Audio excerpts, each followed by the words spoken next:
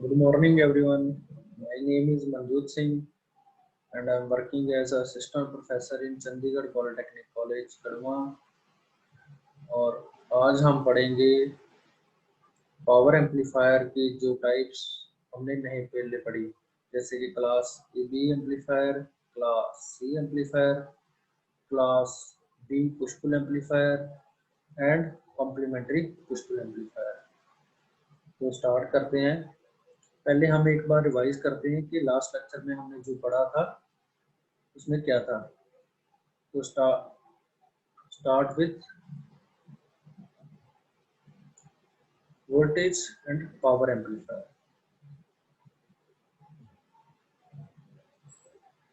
हमने शुरू में पढ़ा था difference between voltage amplifier and power amplifier. Voltage amplifier क्या करता है? The amplitude of AC signal is small. उसमें वोल्टेज एम्पलीफायर में जो एसी सिग्नल का एम्पलीट्यूड है वो स्मॉल होता है, लेकिन पावर एम्पलीफायर में जो एम्पलीट्यूड है वो ज़्यादा बड़ा होता है। दूसरा क्या था कि इसमें हम वोल्टेज एम्पलीफायर में आरसी कपलिंग यूज करते हैं, पावर एम्पलीफायर में हमारा जो है वो ट्रांसफार्मर कपलिंग यूज होती है। अब देखिए, अगर जहाँ पे आरसी कपलिंग यूज हुई और दूसरी तरफ ट्रांसफार्मर, दोनों के साइज में फर्क है, तो एक ये डिफरेंस भी हो जाएगा। Then we have a very low collector current, only 1 mA in voltage amplifier, but in case of power amplifier collector current is very high and greater than 100 mA milliampere.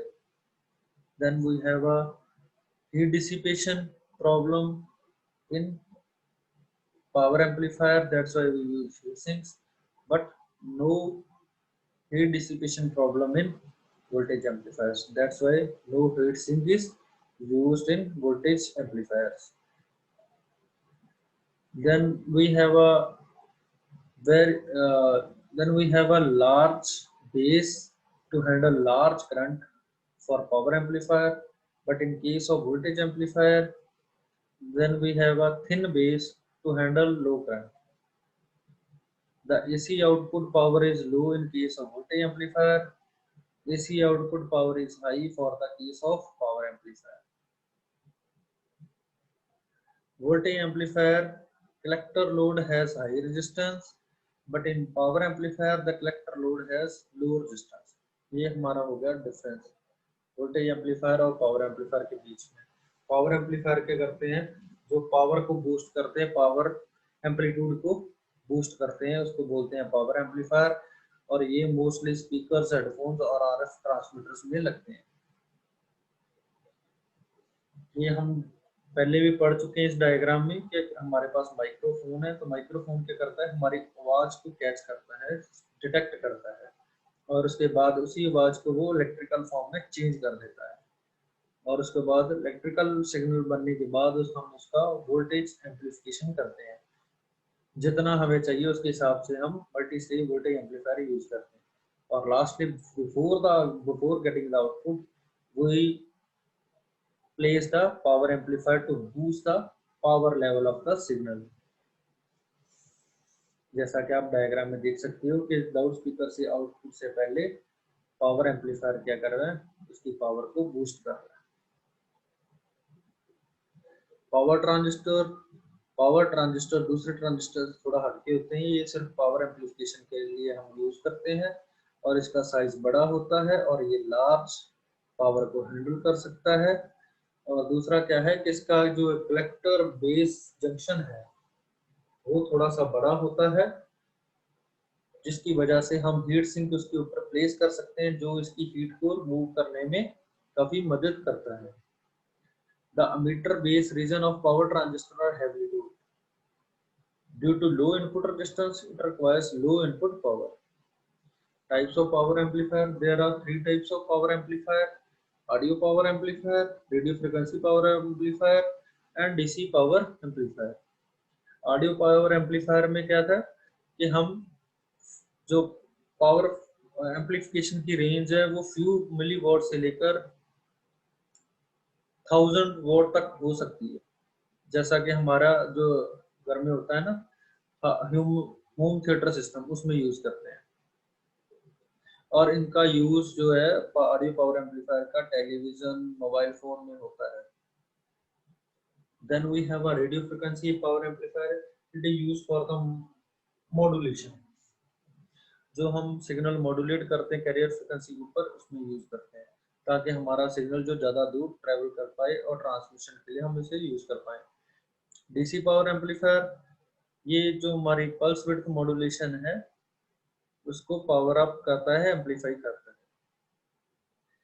They are used in electronic control systems which need higher power signal to drive motors and actuators. Then we have four classes of power amplifiers: class A, class B, class AB and class C. अब इसमें से हमने class A and class B last lecture में पढ़ ली है। अब आज हमने पढ़ना है class A B and class C, लेकिन एक बार हल्का सा हम A B, class A and class B को देख लेते हैं। उससे पहले कलेक्टर एफिशिएंसी जितनी ज़्यादा होगी उतनी जो एम्पलीफायर की एफिशिएंसी है वो ज़्यादा बेहतर होगी। कलेक्टर एफिशिएंसी क्या होती है कि average AC output power divided by DC input power to the transistor. Power dissipation, एक ट्रांजिस्टर की कैपेसिटी पावर को डिसिपेट करना, हीट को डिसिपेट करना अपने सरफेस से, ये इसकी पावर डिसिपेशन कैपेबिलिटी होती है। और मोस्टली केसेस में हम हीट सिंक का यूज करते हैं, मेटल केसेस का यूज करते हैं to remove the heat from the surface of the power transistors. Distortion, distortion का मतलब होता है वेव शेप चेंज होना। जो हमने इनपुट सिग्नल दिया है अगर उससे अलग हमारी आउटपुट वेव फॉर्म आ रही है, उसकी शेप चेंज हो रही है, तो इसका मतलब है उसमें डिस्टॉर्शन का इफेक्ट है।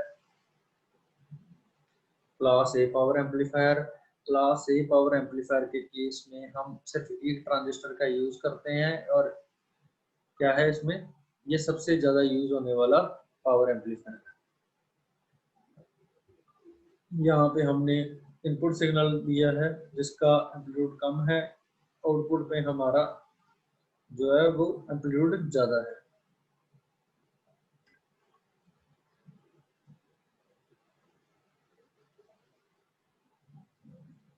क्लास ए पावर एम्पलीफायर की जो है वो एफिशिएंसी कम है, only 25% in normal configuration, then 50% if we use transformer coupler, ये बहुत कम है। और इसमें क्या है कि बहुत ज्यादा हीट जनरेट होती है। बट इसमें एक चीज है कि जैसा हम सिग्नल इनपुट पे देते हैं वैसा ही आउटपुट पे आता है। ये देखिए, नो चेंज इन फेज, कोई भी फेज शिफ्ट नहीं है दोनों सिग्नल्स के बीच में, जैसा हमने दिया वैसा ही आउटपुट पे आ गया। इसकी वजह से इसमें डिस्टॉर्शन काफी कम होती है और इसकी परफॉर्मेंस, फ्रीक्वेंसी रिस्पांस अच्छा होता है। क्लास ए पावर एम्पलीफायर के केस में हमारा जो ऑपरेटिंग पॉइंट है वो इसी लोड लाइन के सेंटर में एग्जिस्ट करता है, और इसको बायस करने के लिए हम रजिस्टर्स का यूज करते हैं, R1, R2 एंड RE। अब अगर सेंटर में हमारा ऑपरेटिंग पॉइंट होगा तो हम पूरा सिग्नल एम्पलीफाई कर पाएंगे, जैसा कि हम क्लास ए पावर एम्पलीफायर के केस में कर रहे हैं। ये कुछ एडवांटेजेस हैं क्लास ए एम्पलीफायर की। क्लास एम्पलीफायर में क्या है कि हम छोटे छोटे सिग्नल्स को एम्पलीफाई कर सकते हैं, आउटपुट हमेशा वैसी रहती है, डिस्टॉर्शन का इफेक्ट काफी कम है। लेकिन इसकी दो डिसएडवांटेजेस हैं कि इसकी एफिशिएंसी बहुत कम है और इसमें लो पावर आउटपुट है।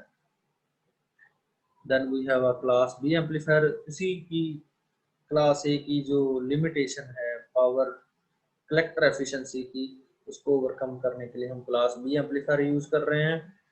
इसमें हमने क्या किया है कि हम दो ट्रांजिस्टर का यूज करेंगे to overcome the efficiency problem. One transistor amplifies positive half of the waveform, other amplifies negative half of the waveform. So each active device conducts for one half of the waveform, two half of them combined amplify the entire signal. तो इसमें दो transistor हैं, एक time पे एक काम करेगा। For positive half this one will work, for negative half this one will work. So this is NPN transistor, this is PNP transistor, दोनों एक दूसरे को कॉम्प्लीमेंट्री है। क्लास बी एम्पलीफायर का ऑपरेशन, अब इसमें देखिए क्लास ए से थोड़ा सा डिफरेंट है। ये हमारी एसी लोड लाइन है, लेकिन जो हमारा ऑपरेटिंग पॉइंट है वो यहाँ कहीं नहीं है, वो यहाँ पे है, कट ऑफ रीजन के ऊपर पड़ा है, जिसकी वजह से सिर्फ हम एक ही हाफ आउटपुट पे प्राप्त कर रहे हैं, तो जो हमें मिल रहा है। Operating point lies at the bottom of AC load line at a cutoff point. That's why we are getting only one half of the signal.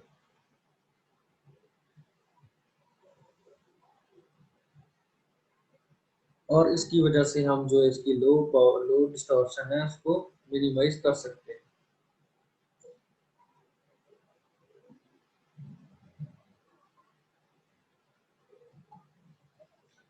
Class B amplifier. The biasing of the transistor in Class B is in such a way that zero signal condition. There will be no collector current. The operating point is selected at the collector current cutoff voltage, so that signal is applied only positive half signal is amplified at the output. वही बात होगी कि हमारा जो operating point है वो ऐसे है कि हम सिर्फ एक ही हाफ उससे आउटपुट पे ले सकते हैं। अब इसमें जो एफिशिएंसी है वो 75% है, काफी अच्छी एफिशिएंसी मिलती है हमें कलेक्टर एफिशिएंसी।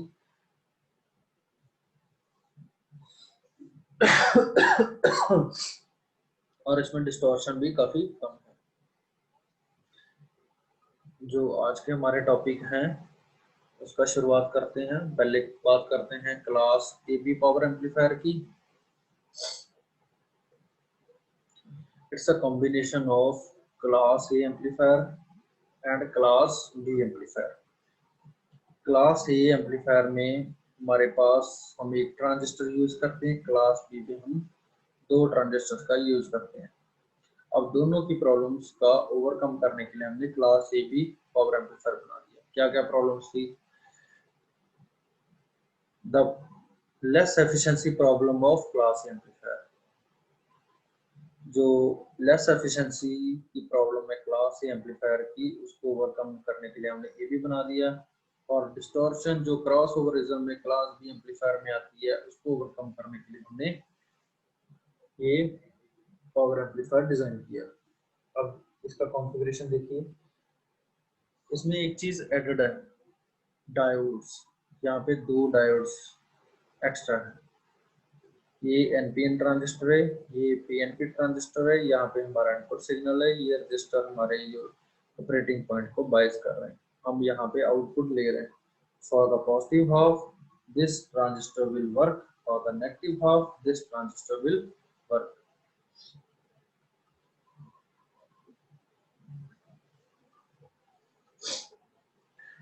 अब देखिए एक और चीज जो क्लास A और क्लास B में नहीं है। क्लास A के केस में ये इसी लोड लाइन के ऊपर यहाँ पे सेंटर में हमारा ऑपरेटिंग पॉइंट होता है, जिसकी वजह से हमारा जो पूरा सिग्नल है वो आउटपुट भी आता है। But in case of class B amplifier the operating point is at the bottom of इसी load line. That's why we are getting only half signal at the output. एक में पूरा आ रहा है, एक में आधा आ रहा है। लेकिन जो हमारा क्लास AB के केस में ऑपरेटिंग पॉइंट है वो हमारा इन दोनों के बीच में लाई करता है। कहाँ पे? ये सेंटर है और ये बॉटम है, इन दोनों के बीच में हमारा जो क्यू पॉइंटर है, सॉरी ऑपरेटिंग पॉइंट है, वो लाई करता है, जिसकी वजह से हम एक हाफ से ज्यादा और पूरे से कम आउटपुट पे प्राप्त करते हैं सिग्नल को। ये देखिए, ये हमारे पास एक हाफ आ गया और ये अगले हाफ का कुछ पोर्शन हमारे पास आउटपुट पे आता है। बट क्लास बी में हमारे पास ओनली ये हाफ आता था या ये हाफ आता था, और क्लास ए के केस में पूरा आता था, बट उसकी एफिशिएंसी कम थी। अब क्लास ए बी एम्पलीफायर की एफिशिएंसी वो 60% है। क्यों है? क्योंकि हमने डायोड्स लगा रखे हैं। दो डायोड्स की वजह से ये ऑपरेटिंग जो इसकी एफिशिएंसी है वो थोड़ी सी कम है। It means high frequency response like in class A amplifier and good efficiency as in class B amplifier. इसकी जो एफिशिएंसी है वो क्लास बी एम्पलीफायर जितनी ही है, और इसका जो फ्रिक्वेंसी रिस्पॉन्स है वो क्लास ए एम्पलीफायर जितना है। और इसमें डायोड्स एंड रजिस्टर्स का यूज किया हमने बाइसिंग के लिए, सो दैट हमारी जो डिस्टॉर्शन की प्रॉब्लम है वो कम हो सके। The small bias voltage given using diodes D1, D2 helps the operating point to be above the cutoff region. जो डायोड्स हमारे यहाँ पे लगी है ये दोनों क्या करती हैं, बाइसिंग प्रोवाइड कर रही हैं। बाइसिंग किसको? ऑपरेटिंग पॉइंट को, ताकि वो ना तो नीचे आ सके ना ज़्यादा ऊपर जा सके। अगर ये ऊपर जाएगा तो ये क्लास ए एम्पलीफायर के जैसा हो जाएगा, अगर नीचे आएगा तो क्लास बी एम्पलीफायर जैसा हो जाएगा। और हम पहले बोल चुके हैं कि इसकी जो एफिशिएंसी है वो 60% के आसपास है। Then we have a class C power amplifier. The design of class C power amplifier allows greater efficiencies but reduces the linearity angle. इसमें जो efficiencies है वो तो बढ़ जाती है, बट उसका जो एंगल है, उसका जो फेज शिफ्ट है वो linear नहीं रहता, which is under 90 degree. That means transistor means idle for more than half of the input signal. अब इसमें क्या है, ट्रांजिस्टर काम ही हाफ से कम टाइम में करता है, वो पूरा टाइम खाली बैठा रहता है, थोड़ा सा टाइम काम करता है। So the output current will be driven for less compare to the application of input signal. इसमें आउटपुट करंट जो है वो कम आता है, क्योंकि ट्रांजिस्टर जो हमारा है वो हाफ टाइम से भी कम काम करता है। That's why the overall efficiency is increased, but quality of amplification is decreased. So this class of amplifiers are not suitable for audio amplification. तो इसीलिए हम इसे ऑडियो एम्पलीफिकेशन में यूज नहीं करते, हम इसका इस्तेमाल करते हैं ऑसिलेटर्स में और आरएफ सिग्नल्स में। They are used in high frequency oscillators and amplification of radio frequency signals. Next we have class C power amplifier की डायग्राम। जैसा कि हम देख चुके हैं ये थोड़ा सा अलग है। इसमें एक तो ट्रांजिस्टर है, साथ में ट्यून सर्किट लगा। ट्यून सर्किट दो चीजों का कॉम्बिनेशन है, inductor and capacitor. Tune circuit का मतलब है वो सर्किट जो required voltage, required output provide करे। इसमें क्या है कि हमें जितनी हमारी रिक्वायरमेंट है उसके हिसाब से हम आउटपुट ले सकते हैं, उसका एडजस्टमेंट कर सकते हैं। Class C amplifier generally contain a tuned load which filters and amplifies input signal of certain frequency and the waveform of other frequencies are suppressed. कि इसमें क्या है कि जो हमें पर्टिकुलर फ्रिक्वेंसीज है वो मिल जाएंगी, जो हमें नहीं चाहिए वो उनको सप्रेस कर देगा। जैसा कि इस केस में हमने इनपुट सिग्नल दिया, लेकिन आउटपुट के केस में only we are getting the required output, only one half, और जैसा भी हमारा रिक्वायरमेंट है, अगर ज़्यादा चाहिए तो ज़्यादा, बट हमें tuned voltage, tuned load circuit को एडजस्ट करना पड़ता है। In case of class C amplifier operating point lies in the cut off region. ये हमारा ऑपरेटिंग पॉइंट है जो कट ऑफ रीजन में पड़ा है।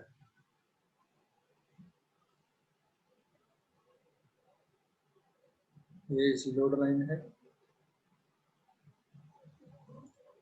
Then we have a next topic which is class B push pull amplifier. As the name suggests, push and pull. One will push, other will pull. एक बंद होगा, दूसरा on हो जाएगा, दूसरा शुरू होने से पहले पहले को बंद होना होगा और ये चलता रहेगा। One will off, other will on, other will be off, first one will be on. The efficiency of class B power amplifier is higher than class A. जो क्लास B की efficiency है वो क्लास A से higher है। As only half cycle of input is used, distortion is high. तो एक ही half cycle use होता है जिसकी वजह से डिस्टॉर्शन इसका हाई है।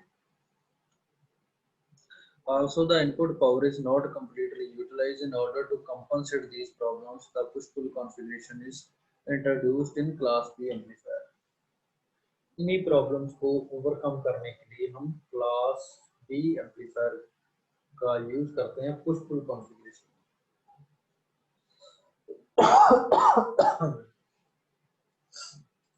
The circuit of push-pull class B power amplifier consists of two identical transistors T1, T2. T1, T2, identical transistors,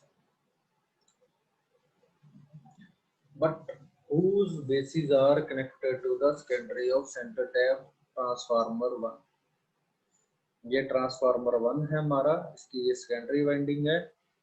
एक टर्मिनल ट्रांजिस्टर, इसका एक एंड पॉइंट बेस से जुड़ा हुआ है T1 के, दूसरा बेस से जुड़ा हुआ है T2. So secondary winding is connected between T1 and T2 transistors. The emitter are shorted and collectors are given VCC supply. जो हमारे अमीटर हैं वो दोनों शॉर्ट हैं और कलेक्टर हमें डीसी वोल्टेज प्रोवाइड कर रहे हैं through this winding.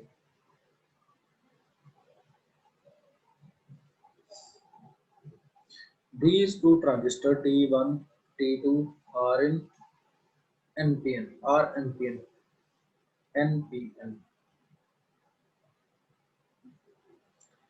The circuit arrangement of class B push-pull amplifier is same that of class A push-pull amplifier, except transistors are based at cutoff region instead of biasing resistor.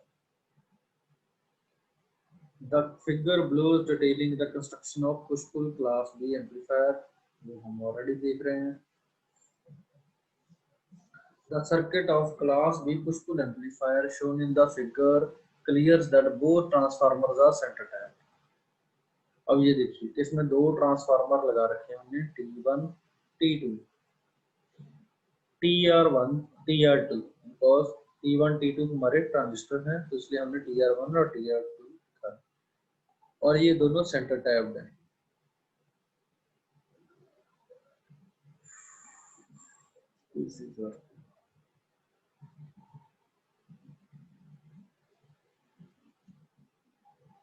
अब इसमें क्या है कि when no signal is applied, जब हम कोई भी signal नहीं देते तो दोनों ट्रांजिस्टर कट ऑफ रहते हैं और कोई भी पावर वेस्टेज नहीं होती, ना ही कोई करंट फ्लो करता है।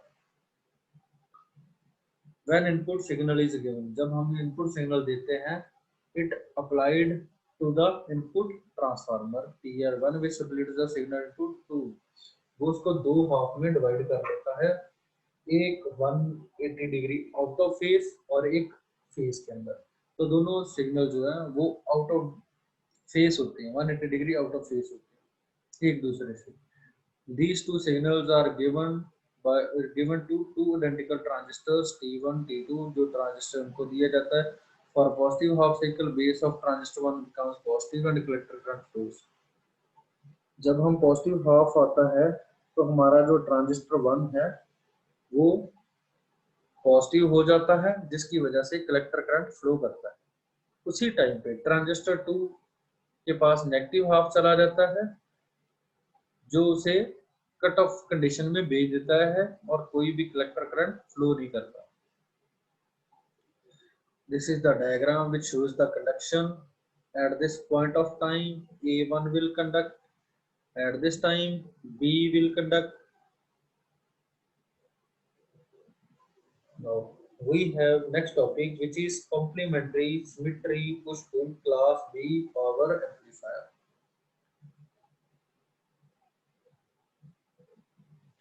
The push-pull amplifier, which just discussed, improves the efficiency, but the usage of center tap transfer makes the circuit bulky, heavy and costly. अब इस कॉम्प्लीमेंट्री पुश पुल एम्पलीफायर का main काम है जो साइज है push pull amplifier का उसको reduce करना। कैसे? उसमें 2 ट्रांसफार्मर लगे थे, उनको रिमूव करना है और उसकी कॉस्ट कम हो जाएगी और साइज भी इजीली हैंडल कर सकते हैं और सर्किटरी भी इजी रहेगी। To make the circuit simple to improve the efficiency, the transistor use can be implemented. अब देखिए, यहाँ तक हमने पढ़ा कि जो हमारे दोनों ट्रांजिस्टर है वो सेम कॉन्फ़िगरेशन के थे। ये भी याद रखना, ये दोनों ट्रांजिस्टर T1 T2 ये दोनों NPN है और ये दोनों आइडेंटिकल है, बिल्कुल सेम कैरेक्टरिस्टिक्स है। कई बार क्या होता है कि हमें परेशानी होती है एक जैसे कैरेक्टरिस्टिक वाले ट्रांजिस्टर ढूंढने में, तो that's why we use complementary. Complementary means एक हम NPN यूज करेंगे तो दूसरा PNP होगा। तो चलो चेक करते हैं क्या है हमारा complementary push pull amplifier. As I said that we are using 2 different transistors, one is NPN, other is PNP. These two have identical features but variation in the parameters, such as one is NPN, other is PNP, and there is only one use of transformer. In the case of push pull amplifier, there were using 2 transformers, but here only one is used. It employs NPN transistor and PNP transistor connected in push-pull configuration. The input signal is applied during positive half cycle of the input. The NPN transistor conducts and PNP cut off. For the positive half, NPN transistor will work and PNP will be cut off. During the negative half cycle, NPN transistor cuts off and PNP conducts. Here, for positive half cycle, this will work. For negative half, this will work.